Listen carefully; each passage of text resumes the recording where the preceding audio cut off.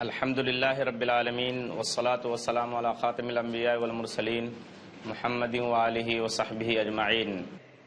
اما بعد رب اشرح لی صدری ویسر لی امری واحلل عقدۃ من لسانی یفقہوا قولی۔ برادران اسلام، درس قرآن کی اس نشست میں آپ تمام حضرات کا استقبال کرتا ہوں۔ السلام علیکم ورحمۃ اللہ وبرکاتہ۔ درس قرآن سے متعلق آج سورۃ الفجر سورہ نمبر 89 کی آیات 25-33 ہیں۔ آئیے پہلے ہم ان آیتوں کی تلاوت کرتے ہیں، اس کے بعد ان کا ترجمہ اور تفسیر سنتے ہیں۔ اعوذ باللہ من الشیطان الرجیم، میں اللہ کی پناہ میں آتا ہوں شیطان مردود سے۔ بسم اللہ الرحمن الرحیم، اللہ کے نام سے شروع کرتا ہوں جو بڑا مہربان نہایت رحم کرنے والا ہے۔ فَيَوْمَئِذٍ لَا يُعَذِّبُ عَذَابَهُ أَحَدٌ، تو اس دن اللہ کے عذاب جیسا سخت کسی کا عذاب نہ ہوگا۔ وَلَا يُوثِقُ وَثَاقَهُ أَحَدٌ، اور اس کے قید و بند جیسی کسی کی قید و بند نہ ہوگی۔ یا ایتھا النفس المطمئنہ، اے اطمینان والی روح، ارجعی الی ربک راضیۃ مرضیہ، تو اپنے رب کی طرف چلی جا اس طرح کہ تو اس سے خوش، وہ تجھ سے راضی۔ فادخلی فی عبادی، لہذا میرے بندوں میں داخل ہو جا، یا دوسرا ترجمہ یہ ہے کہ پس میرے بندوں میں داخل ہو جا۔ وادخلی جنتی، اور میری جنت میں چلی جا۔ آج جو پہلی آیت آپ کے سامنے تلاوت کی گئی، آیت نمبر 25، اور اس کے بعد جو دوسری آیت ہے آیت نمبر 26، ان دونوں آیتوں میں اللہ تبارک و تعالیٰ کے عذاب کی سختی کا بیان ہوا ہے کہ قیامت کے دن اللہ کا عذاب کتنا سخت ہوگا، کتنا مشکل اور پریشان ہوگا، اس کا انسان تصور نہیں کر سکتا، اس کے بارے میں انسان سوچ نہیں سکتا۔ تو اس کی سختی یہاں سے بیان ہو رہی ہے۔ فَيَوْمَئِذٍ لَا يُعَذِّبُ عَذَابَهُ أَحَدٌ، تو اس دن یعنی قیامت کے دن اللہ کے عذاب کے جیسا کسی کا عذاب نہیں ہوگا۔ یہ بالکل حقیقت ہے۔ وہ اس طرح سے کہ دنیا کے اندر جتنی بھی چیزیں ہیں، چاہے یہاں کی نعمتیں ہوں، یہاں کی لذتیں ہوں، یا یہاں کی تکلیف اور مصیبت، یہ سب چیزیں وقتی ہیں، عارضی ہیں، ٹیمپروری ہیں۔ جس طرح سے یہاں کی لذتیں عارضی ہیں، یہاں کی تکلیفیں بھی عارضی ہیں، ٹیمپروری ہیں۔ دنیا کے اندر کوئی شخص کتنا زیادہ عذاب دے دے، لیکن بہرحال موت کے ذریعے اس عذاب سے چھٹکارا مل جائے گا۔ کوئی بھی بڑا ظالم آدمی کسی انسان کو سخت سے سخت عذاب دے دے، پنشمنٹ دے، چاہے وہ کتنا ہی زیادہ سخت ہو، لیکن بہرحال موت کی وجہ سے اس عذاب سے وہ نجات پا جائے گا، چھٹکارا مل جائے گا اس کو۔ اسی طریقے سے کوئی آدمی کسی شخص کو کتنی ہی لمبی مدت تک، کتنے لمبے عرصے تک جیل میں ڈال کے رکھے اور وہاں بھی طرح طرح کی تکلیف دے، تو بھی موت کا فرشتہ آ کر اس کو اس تکلیف سے نجات دے دے گا۔ لیکن آخرت کا معاملہ یہ ہے، قیامت کا، کہ اللہ کے عذاب اور اللہ کے قید سے چھٹکارا حاصل کرنے کے لیے موت بھی نہیں آئے گی۔ تو ظاہر بات ہے اس سے زیادہ عذاب اور کون سا ہو سکتا ہے؟ آدمی یہی تو چاہتا ہے کہ اس کو موت مل جائے، موت آ جائے، تکلیف سے گھبرا کر، تکلیف سے پریشان ہو کر، لیکن وہاں موت نہیں آئے گی، وہاں موت نہیں آئے گی۔ غالب نے شعر کہا تھا نا کہ مر کے بھی نہ ملا چین تو کدھر جائیں گے۔ انسان تو یہ سوچتا ہے کہ موت آ جائے تکلیف سے گھبرا کر، لیکن مر کر بھی اگر چین نہیں ملا تو پھر کہاں جائے گا؟ بلکہ صحیح حدیث میں روایت یہ بات ملتی ہے، نبی کریم صلی اللہ علیہ وسلم نے فرمایا کہ موت کو بھی ایک چتکبرے مینڈے کی شکل میں، جس کا رنگ کالا اور تھوڑا سفید ہوگا، اس کی شکل میں موت کو لایا جائے گا۔ صحیح مسلم کی روایت ہے، حدیث نمبر 7181، نبی کریم صلی اللہ علیہ وسلم نے فرمایا کہ اللہ تبارک و تعالی قیامت کے دن موت کو ایک مینڈھے کی شکل میں لائیں گے، جس کا رنگ سفید اور کالا ہوگا، جس کو ہم چتکبرا بولتے ہیں اپنی زبان میں۔ اس کو جنت اور جہنم کے پاس کھڑا کیا جائے گا۔ جنتیوں سے پوچھا جائے گا کہ کیا تم لوگ جانتے ہو ہل تعرفون ھذا، اس کو تم لوگوں نے پہچانتے ہو کیا ہے یہ؟ سارے جنتی لوگ کہیں گے نام ھذا الموت، وہ کہیں گے اللہ یہ تو موت ہے۔ اس کے بعد جہنمیوں کے پاس لایا جائے گا، ان لوگوں سے کہا جائے گا کیا تم لوگ جانتے ہو یہ کیا چیز ہے؟ سب کہیں گے کہ اللہ یہ تو موت ہے۔ پھر اللہ کا حکم ہوگا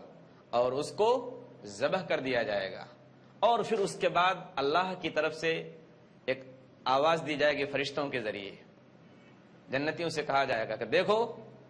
ہمیشہ رہو، اب موت نہیں آنے والی ہے۔ جہنمیوں کو کہا جائے گا کہ اب ہمیشہ اسی حال میں رہنا ہے، تم کو موت نہیں آئے گی۔ اس کے بعد نبی کریم صلی اللہ علیہ وسلم نے جو آیت پڑھی، جب وہ آیت آپ سنیں گے اس کا ترجمہ، تو سوچئے کتنا افسوس کا مقام ہوگا۔ نبی کریم صلی اللہ علیہ وسلم نے آیت پڑھی، سورہ مریم سورہ نمبر 19 آیت نمبر 39، وَأَنذِرْهُمْ يَوْمَ الْحَسْرَةِ إِذْ قُضِيَ الْأَمْرُ وَهُمْ فِي غَفْلَةٍ وَهُمْ لَا يُؤْمِنُونَ کہ محمد صلی اللہ علیہ وسلم آپ ان لوگوں کو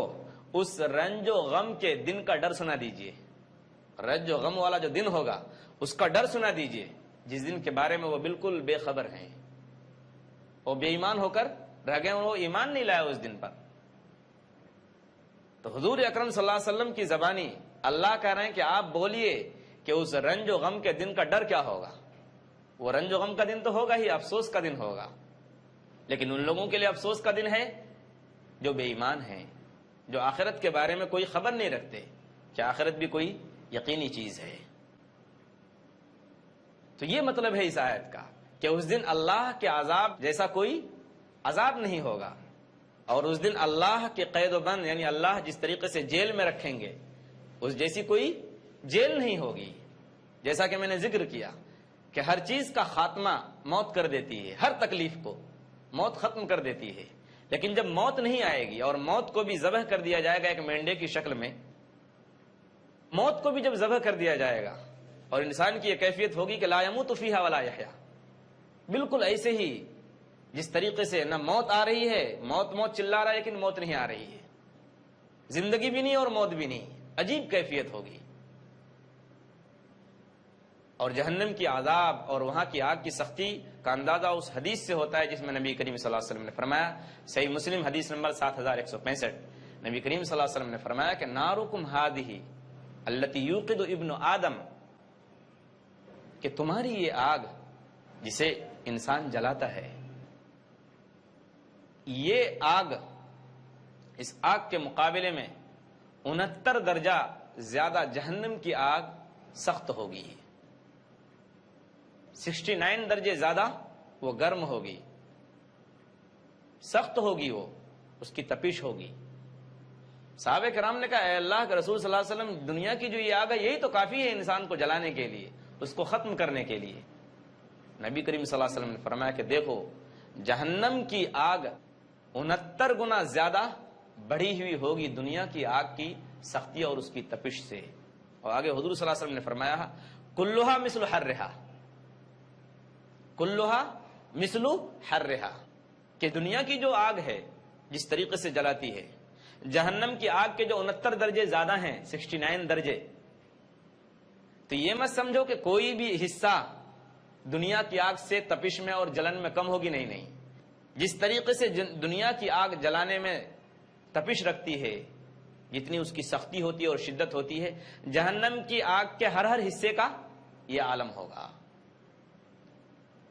تو فَيَوْمَئِذٍ لَا يُعَذِّبُ عَذَابَهُ أَحَدٌ وَلَا يُوثِقُ وَثَاقَهُ أَحَدٌ، کہ اس دن اللہ کے عذابوں جیسا کسی کا عذاب نہیں ہوگا۔ اور دوسرا مطلب علماء تفسیر نے یہ بیان کیا ہے کہ یہاں انسانوں کو سمجھایا جا رہا ہے کہ دیکھو تم جہنم کے عذاب کو وہاں کی سختی کو، وہاں کی پنشمنٹ کو دنیا کے پنشمنٹ کی طرح نہ سمجھو کہ جس طریقے سے دنیا کی حکومتیں، یہاں کے جو بادشاہ ظالم لوگ ہیں کمزور لوگوں پر یا مجرموں کو سزائیں دیتی ہیں، تو اللہ کی سزا ویسی نہیں ہوگی۔ اللہ ایسی سزا دے گا کہ ویسی سزا نہ کبھی کسی نے دی ہوگی اور نہ ایسی سزا کوئی دے سکتا ہے۔ دونوں بات ہے، ایسی سزا کبھی کسی نے نہیں دی ہوگی اور نہ ایسی سزا کوئی دے سکتا ہے۔ اس کے بعد جو آیت ہے، انسان کو اللہ تبارک و تعالیٰ نے انسان کا بیلنس رکھا ہے، ایسا نہ ہو کہ خالی جہنم کا ذکر ہو تو انسان بالکل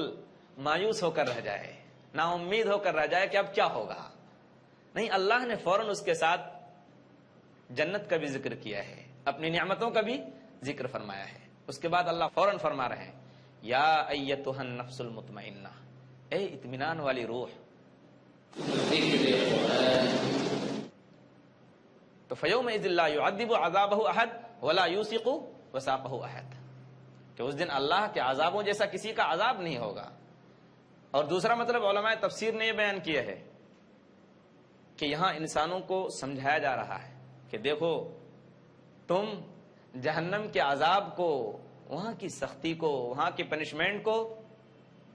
دنیا کے پنشمنٹ کی طرح نہ سمجھو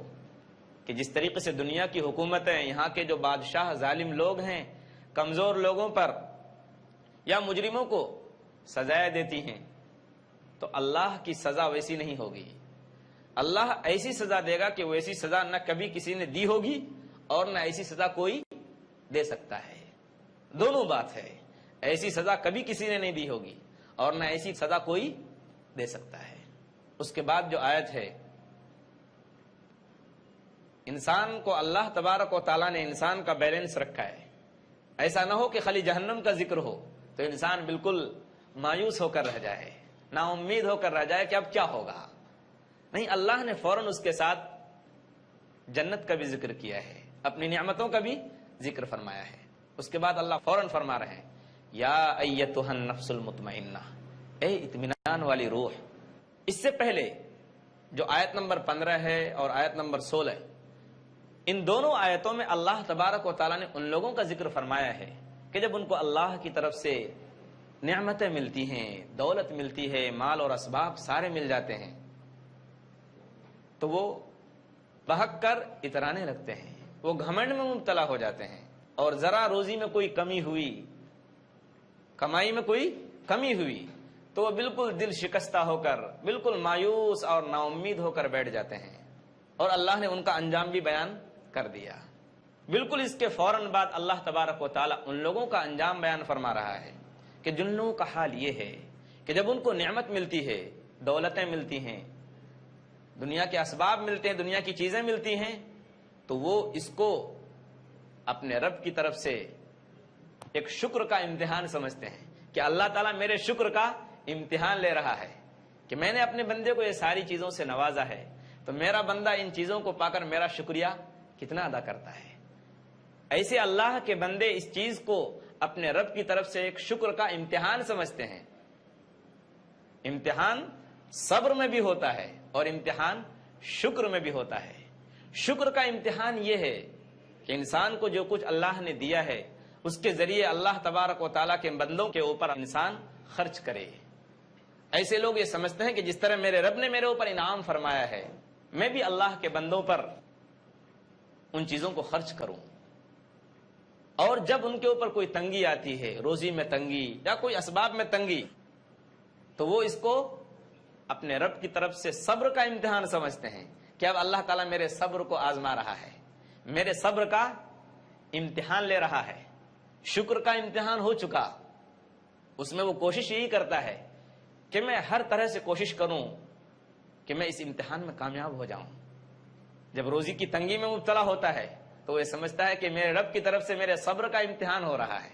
کہ میں کتنا صبر کرتا ہوں، اور پھر وہ انسان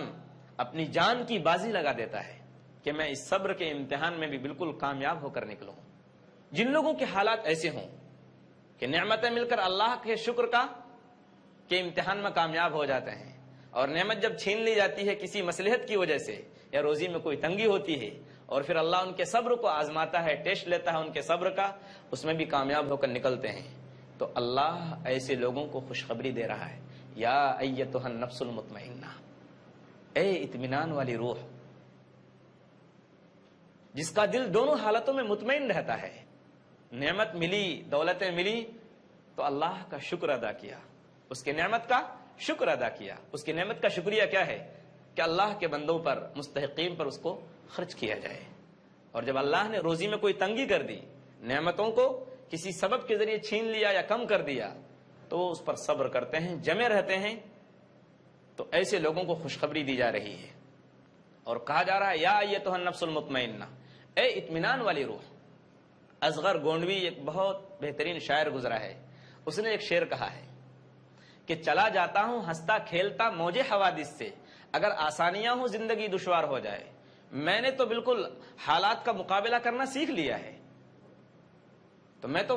ہنستا کھیلتا حالات سے گزر جاتا ہوں، مجھ کو کوئی پریشانی نہیں ہوتی ہے، میں عادی ہو چکا ہوں،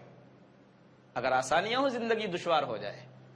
میں نے اپنے آپ کو اس کا عادی بنا لیا ہے کہ حالات جب بھی آئیں گے میں ان حالات کا سامنا کروں گا اور بالکل ڈٹے رہوں گا راہ راست پر۔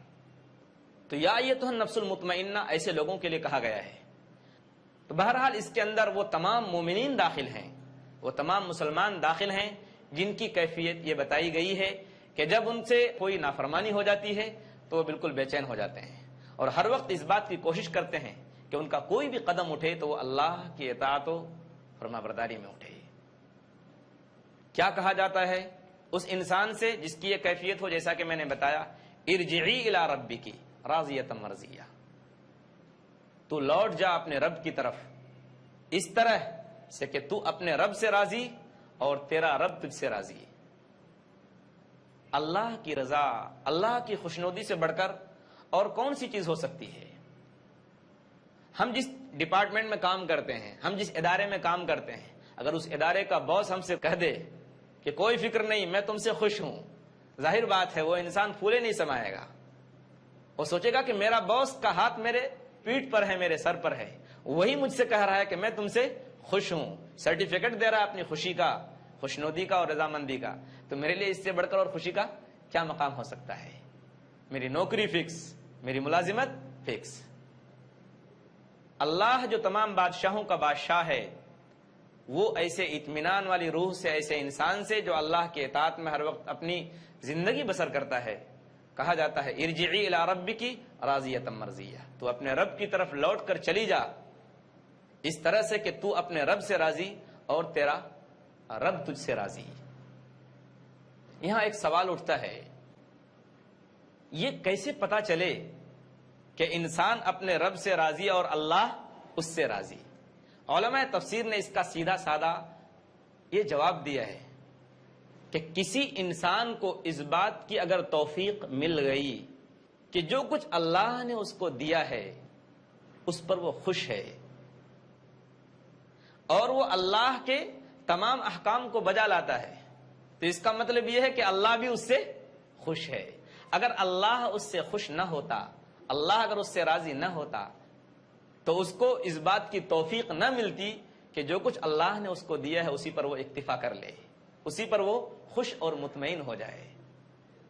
انسان کا اللہ کے احکام پر عمل کرنا، اللہ کے احکام کو بجا لانا اور اللہ نے جو کچھ دیا ہے اس پر راضی اور خوش ہونا، اس بات کی علامت اور پہچان ہے کہ اللہ بھی اس سے خوش ہے۔ ارجعی الی ربک راضیۃ مرضیہ، لوٹ جا تو اپنے رب کی طرف اس حال میں کہ تو اس سے راضی اور وہ تجھ سے راضی۔ علماء تفسیر نے یہاں دو باتیں کہی ہیں کہ یہ جو بات کہی جائے گی ارجعی الی ربک راضیۃ مرضیہ، کہ لوٹ جا اپنے رب کی طرف اس حال میں کہ تو اپنے رب سے راضی اور تیرا رب تجھ سے راضی، یہ کب کہا جائے گا؟ آیا موت کے وقت یہ بات کہی جائے گی یا قیامت کے دن یہ بات کہی جائے گی؟ یہ بات کب کہی جائے گی؟ بہت بڑے عالم دین جن کی تفسیر کے بارے میں بارہا آپ نے سنا ہے، تفسیر طبری، تو تفسیر طبری کے اندر لکھا ہوا ہے کہ ارجعی الی ربک راضیۃ مرضیہ، یہ موت کے وقت کہا جائے گا جب انسان کی روح نکلنے والی ہوگی. جب فرشتے آئیں گے روح نکالنے کے لیے تو کہیں گے کہ دیکھو غم کرنے کی ضرورت نہیں، تم اپنے رب کے پاس جا رہی ہو، تم اپنے رب کے پاس جا رہی ہو، اس بشارت کے ساتھ کہ تیرا رب تجھ سے خوش ہے اور تو بھی اپنے رب سے خوش ہے. یہ موت کے وقت کہا جائے گا. اس انسان کے لیے یہ خوش قسمتی کی بات ہے جس سے یہ بات کہی جائے گی.